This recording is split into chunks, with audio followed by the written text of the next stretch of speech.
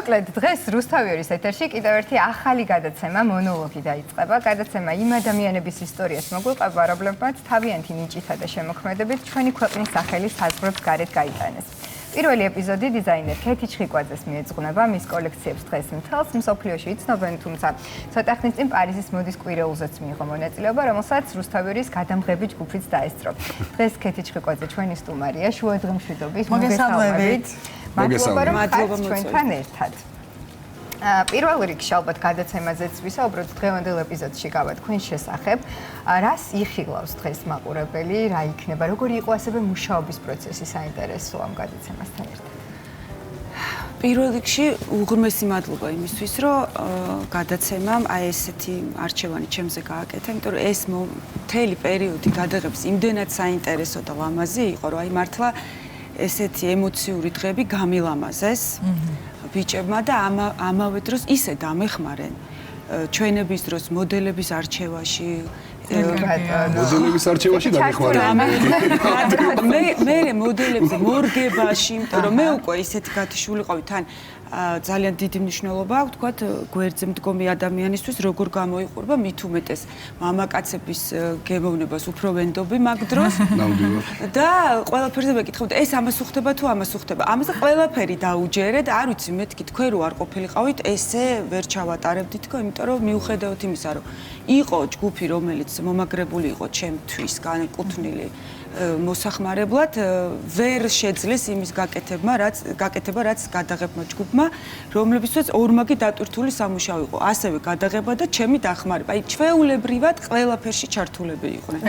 და ძალიან დამეხმარენ და ანუ არ ვიცი, უღრმესი მადლობა ამისთვის, გადაღებისთვისაც, დახმარებისთვისაც, გვერდში დგომისთვისაც და ეს იყო ულამაზესი დღეები, იქიდან გამომდინარე, რომ ხდებოდა გადაღება და მართლა ლამაზად ჩაიარა და საინტერესო და მეც შევძელი ჩემი მთელი, თქვათ, ამ პერიოდის მოყოლა ამ გადაცემაში, თქვათ, იმ ემოციების, ასევე შევეხეთ მშობლებს, საიდან მოდის ეს, თქვათ, სურვილი, საიდან წამოვიდა, რომ ყოფილიყავი დიზაინერი, მე და ჩემი ხუპისცალი, რომლებიც ბავშვი ჩვენ ერთად მუშაობთ, გადაცემაში არის, იმიტომ რომ ჩვენ ერთად ვართ იქ ყველგან და უფრო კარგად იხილავთ.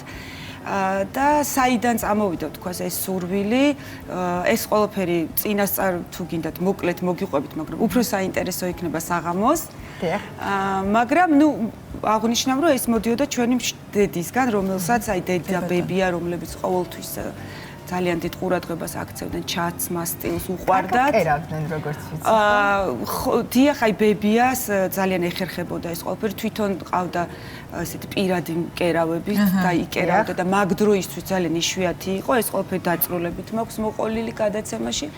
და შემდეგ ორივე იყვნენ ექიმები და ჩვენი პროფესიის ამორჩევაში იდგა ორი პროფესია, ეს იყო ექიმობა ან მხატვრობა ან კონკრეტულად დიზაინერობა და დედა მაშინ მითხრა რომ ქალისთვის ბევრად უფრო სასიამოვნო პროფესიაა და ჩემი ოცნება იყო და იქნებ თქვენ ეს აირჩიოთ, იმიტომ რომ ჩვენ ბავშვობიდან მკერავდით, ჯინებს ვაცმევდით, ხატავდით კარგად, ჩვენთვის დავიწყეთ 6 წლის ასაკიდან რაღაცები შეკრა, ну რა თქმა უნდა ამის მიდრეკილება იყო და ბავშვობიდან მოდის. დედამ ესეთი გადაწყვეტილებაში დაგვეხმარა. ვფიქრობ, რომ ყველასთვის საოცნება პროფესია ერთ-ერთი ნამდვილად არის დიზაინერობა, თუმცა საკმაოდ რთულია, ესეც უნდა აღვნიშნოთ, არ არის მარტივი პროფესია და როგორც ყველა პროფესიას ამასაც ახლავს ბევრი სტრესი. და როდესაც წარმატებული ხარ, ეს უფრო ბევრად რთულია. და როდესაც კიდევ ქვეყნის ფარგლებს გარეთ გაიტან საკუთარ კოლექციას და ქვეყნის სახელსაც, ასე თქვენი კოლექცია იცის უკვე მთელმა მსოფლიომ, პარიზშიც არაერთხელ. როგორ ეგიმება ხო? ნამდვილად არ იცის და მაგითო. მე ვფიქრობ, რომ არ არის გადაჭარბებული ნათქვამი, იმიტომ რომ მართლა ძალიან ბევრი ადამიანი მოსწონს და უყვარს, შეიყვარა თქვენი ხელწერა, ასე ვთქვათ. როგორ გახვედით ქვეყნის ფარგლებს გარეთ? პირველი ჩვენება სად იყო თქვენი ქვეყნის ფარგლებს გარეთ და დღეს რა ხდება თქვენს შემოქმედებაში ამ კუთხით? ანუ დაახლოებით 15 წლის წინ უკვე დავიწყე შოურუმებში მონაწილეობა, ესეც დაწრულებით მოყოლილი მაქვს, როგორ და რანაირად გადაცემაში და შემდეგ სადღაც ალბათ 10 წლის წინ სავარაუდოდ პირველი ჩვენება გავაკეთე, ეს იყო სასტუმრო კრიონში, შემდეგ სტრასბურგშიც მქონდა ესეთი სოლო ჩვენება და ისევ პარიზში და ნელ-ნელა მე კოვიდის დროს ეს ცოტა ხანი შევაჩერეთ და ეხლა ისევ ჩავჯექი აი ამ მოდისკვირეულების, ესე ვთქვათ, მონაწილეობის მაში, რა ქვია, გეგმაში, ესე ვთქვათ, რომ ეს არ გამოვტოვო. ეს ძალიან რთულია, რა თქმა უნდა, და ფაქტიურად დიდი კონკურენციის ფონზე რაღაცა სხვაში წვეთია, მაგრამ მე ვფიქრობ, რომ ყველა თავისას ცდილობს და იმედი იმის, რომ ოდესღაც ეს ყველაფერი ბევრად უფრო წარმატებული იქნება, ყოველთვის იქნება, იმიტომ რომ შრომა და იმედი, ესე ვთქვათ, და ყოველთვის იმის კეთება, რაც გიყვარს, აუცილებლად მოიტანს თავის შედეგს. თქვენ რა თქმა უნდა, თქვენი თავდაბლობით მაგას არ იტყვით ხა, რასაც ზოგადად ჩვენ ვამბობთ ხო, მაგრამ ძალიან აქტიური ბრძანდებით. ეს იმას ნიშნავს, რომ მოთხოვნადი ვინც არის, ის კარგი, ნიჭიერი და უკვე წარმატებულია. ხო? ჩვეულებრივი 2x2 4. გეთანხმებით, მაგრამ ეს ისეთი პროფესიაა, სადაც როგორც ყველა პროფესიაში, თუ აი რაღაც განსაკუთრებული სიყვარული არ არის, რის გარეშეც ვერ ცოცხლობ, აი ნებისმიერ ხელოვანი ადამიანი დამეთანხმება, მაგრამ რომ ეს არ არის რაღაც კონკრეტული პროფესია, რომელიც ავტომატურ, თქვათ, შრომას მოითხოვს. ეს ემოციურ დონეზე იმდენად ჩართულია ყოველდღიურობაში, რომ ამის გარეშე ვეღარ ცოცხლობ. გიყვარს, შენი გაზრდილია, ვთქვათ, ესე ვთქვათ, შენი საქმე და ამის გარეშე წარმოუდგენელია, იმიტომ რომ ამ სირთულეებთან ერთად, რა სირთულეებსაც გავდივართ ჩვენ დიზაინერები თან ესეთ ვთქვათ, რთულ პირობებში მარტო აი ამ საქმის თავდაუდებელი სიყვარული გვაკეთებინებს ამ ყველაფერს, იმიტომ რომ ეს არ ჩერდება, ერთს მორჩები, მეორეს იწყებ ტვინიც უმუშაობს. გაჩერდები ვიღაცა გაგასწრებს.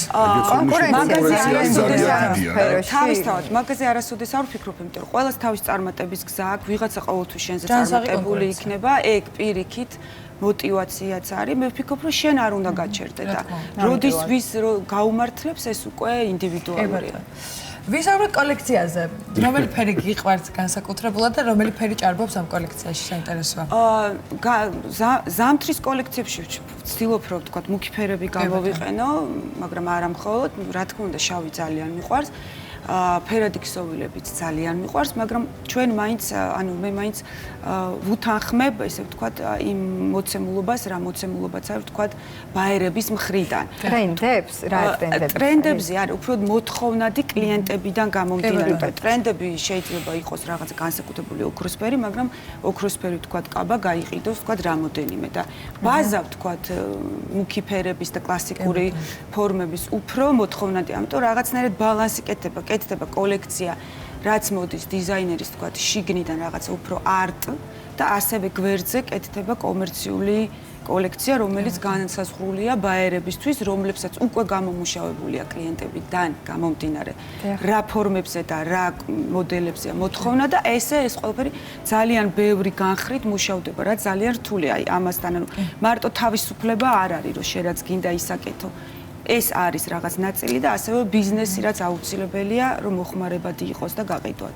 ბატონო, საკმაოდ შრომატევადი პროფესიაა.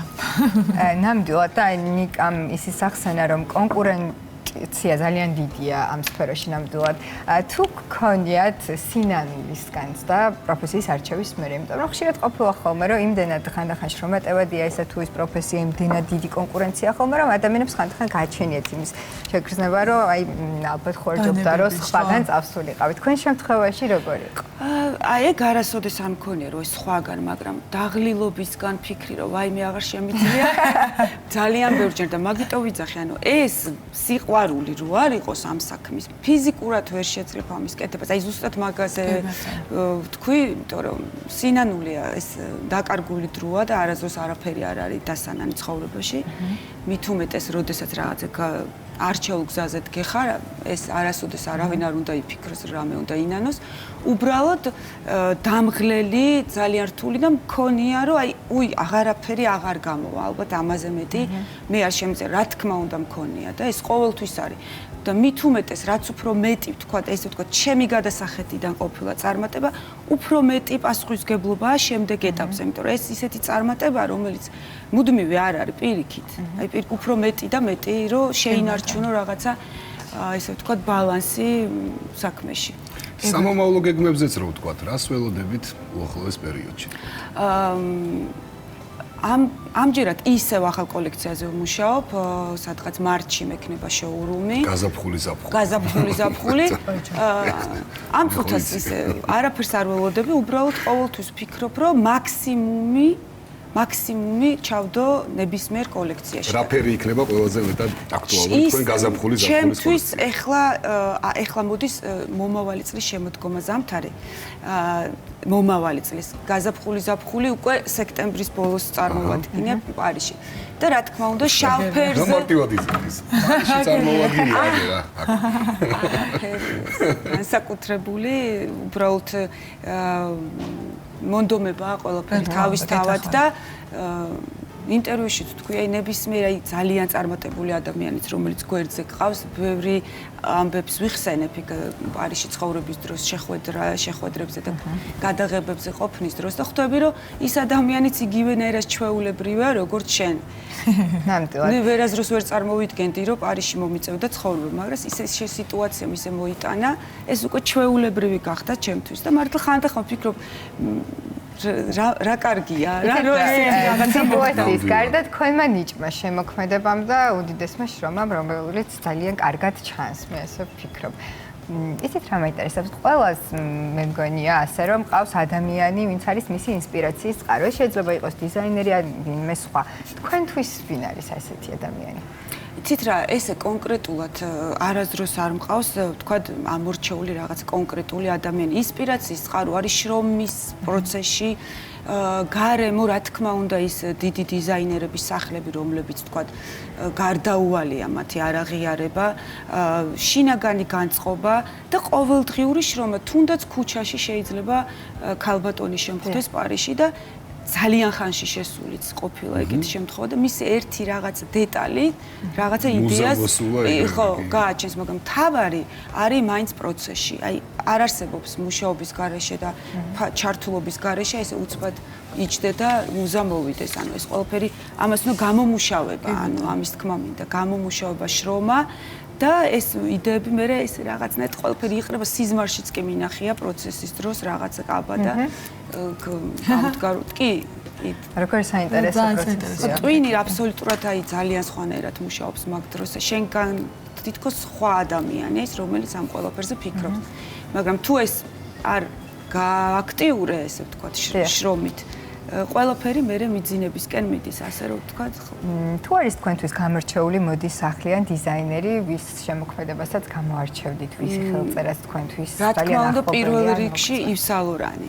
ჩემთვისაც უნდა ვაღიარო. იმიტომ რომ არასოდეს არ გადაუხვევია, ვთქვათ ეხა მოდაში ყოფილი პერიოდები განსაკუთრებით ეხა. ბოტეკად კლასიკა თავისას. ქალური სილუეტები, ნახვეწილი სილუეტები. თქვათ შორის ქალური სილუეტებით გამოირჩეოდა ასევე იტალიელი დიზაინერი ვალენტინო ნამდვილად, რომლის შესახებაც ინფორმაცია გუშინ საღამოს გავრცელდა, გარდაიცვალა ისე 93 წლის ასაკში და მართლაც მე ვფიქრობ, რომ მოდას, მსოფლიო მოდას ძალიან დიდი რამ დაუტოვა. განსაკუთრებულად უყვარდა წითელი ფერი და გამორჩეული ვალენტინოსეული წითელი ფერიც დაუტოვა. რომელსაც ძალიან სწორად იყენებდა. ნამდვილად ესეა. ესეც ალბათ აუცილებლად უნდა გაგვახსენებინა, თუმცა არ უნდა დაგვაუწყდეს დღეს საღამოს, რომ ვუყუროთ, ჩავუსხდეთ ტელევიზორს და ვუყუროთ გადაცემას. ქალბატონი ქეთის შესახებ იქნება პირველი ეპიზოდი, მე ვიქნები ნამდვილად მონოლოგი.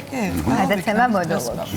დიდი მადლობა, რომ იყავით ჩვენი სტუდიაში. კიდევ ერთხელ დიდი მადლობა, რომ ესეთი პატივი არის ჩემთვის, რომ ამხელა გადაცემა გადაიღეთ. პირიქით, მადლობა თქვენ ერთ-ერთი იმ უდიდესი არმიიდან, რომელიც საზღვრებს გარეთ გადის და ჩვენს ქვეყანას ასახელებს, ხართ ერთ-ერთი ამ დიდი ლაშქრის თუ რაზმის წევრი.